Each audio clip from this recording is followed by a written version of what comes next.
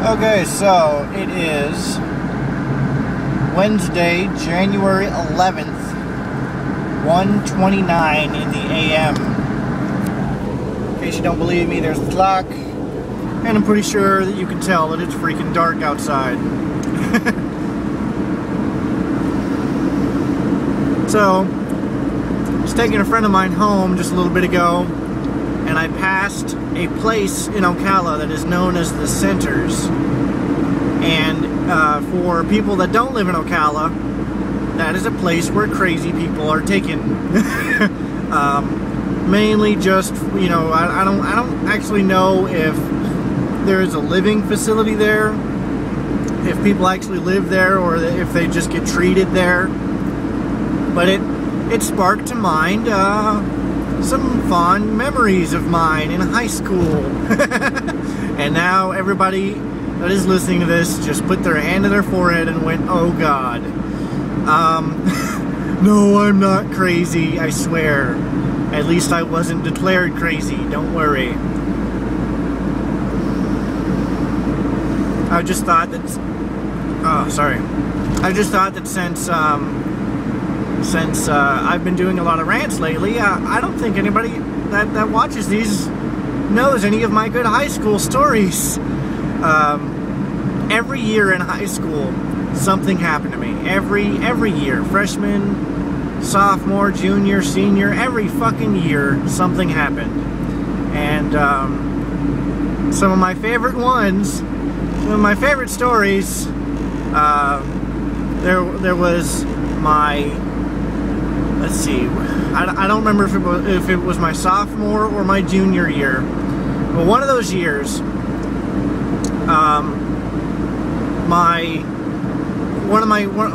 every day at high school, me and a bunch of my friends would meet, you know, either in the cafeteria and hang out in the cafeteria, or we'd meet in between some of the portables and just hang out there,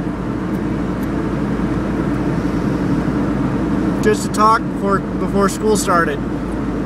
And there was one day, and I'm gonna save the best story for last, but there was one day that you know, one of my female friends had a big cup of coffee because she walks to school, or at least she walked to school. She passes a gas station on the way to school, and she got a big thing of coffee.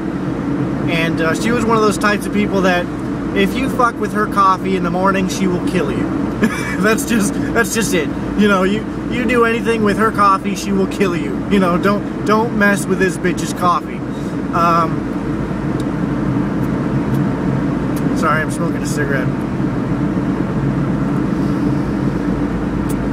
And yes, I am a dirty, rotten smoker. Shut the fuck up.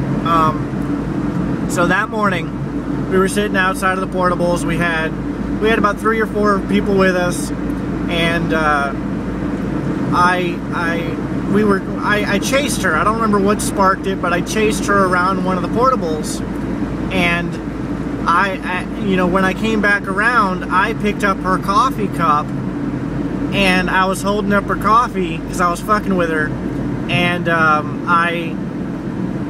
she went to go grab it from me, and it you know, she grabbed the cup a little bit too hard, and the cup exploded, and there was coffee all over her, all over me. It was in my hair, you know, and she just got so pissed off, she just poured this fucking coffee all in my hair because she was just so fucking pissed off.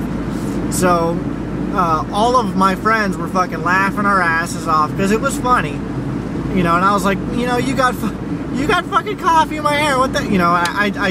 You know, and if you know me, I wear a long sleeve black shirt and an undershirt. So I took off my long sleeve shirt and I kind of wiped my hair off a little bit, and I was doing that, and she picks up this rock that is about twice the size of a golf ball, maybe the size of like a small orange. She picks up this rock, and she's playing around. She picks it up and she goes to throw it at me. I duck, but fucking retarded me, I ducked into it, and it beamed me across the side of the head. This fucker was sharp. it made my whole fucking side of my head bleed. Because if you get a head wound, if anybody here listening to this has ever gotten a head wound, it will bleed like no fucking end. The whole side of my head was bleeding, down my shirt was blood, all, you know, I immediately put my hand on my head because it fucking hurt, it gave me a headache. And all, you know, I was starting to stumble because I had never lost blood that fast. Some of my friends were like, oh shit, and they ran. They fucking booked it out of there. And she had thrown the rock, so she felt responsible, obviously. So she escorted me, helping me walk to the nurse's office. And the nurse gave me a bag of ice. Because school nurses can't do shit. She gave me a bag of ice, she gave me some aspirin. And then she was like, yeah, we either need to call your parents or an ambulance. Which would you rather us call? And I was like, call my dad. So my dad ends up coming to pick me up. He takes me to an emergency care center. It wasn't even a hospital, it was an emergency care center. The guy gives me 3 stitches. That's not even the best part. When I was in the fucking nurse's office, before school started, I put my backpack in one of my classrooms upstairs in the round building of Vanguard High School. And I'm just throwing out that name so that some people know where the fuck I was. My backpack was upstairs in the round building of Vanguard High School, and I actually, the bell had already rang at this point. People were in class. I had to go upstairs, my hand on my head, bleeding, and I had to go and get my backpack. And, you know, after I got picked up and I went to this emergency care center, I got 3 stitches in the side of my head. And I was easily, you know, told not to go back to school for a few days just to make sure everything was okay. So I took 3 or 4 days off. And, so everybody at school that knows me thought I was dead. Because I didn't come back to school, I didn't get online, I didn't do anything. I just stayed silent for like 3 or 4 days. They thought I was fucking dead. And I thought that was fucking hilarious. I came back, they thought I was a fucking zombie. Because I purposefully wore the same clothes, so I still had blood stains on my arm and shit. Yeah, it was fucking awesome.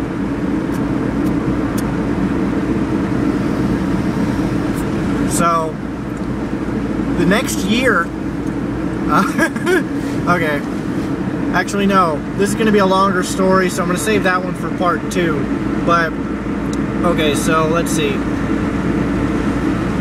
I'm just going to go off into a random tangent, because the other story is going to be just as long, and it's going to be fucking hilarious, and that's going to be the reason why I had to go to the centers. So now you got to sit through 2 videos, so fuck you. Driving around Ocala earlier today, I saw a sign that said, give the gift of massage, you know, for Christmas. And obviously it was a sign that hadn't been taken down yet because it's fucking January and nobody's buying Christmas presents anymore. But give the gift of massage. Oh yes, if I gave the gift of massage, that would mean giving the gift of hoping you don't fart.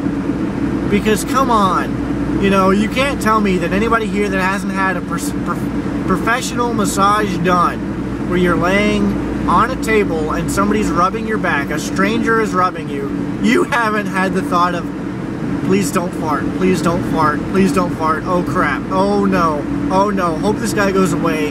Is that incense that he's burning going to cover it up? Oh god. That's the gift you just gave somebody.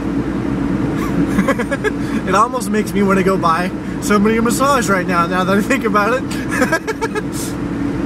But, okay, I'm going to shoot part 2 now, and you're going to get a very interesting story.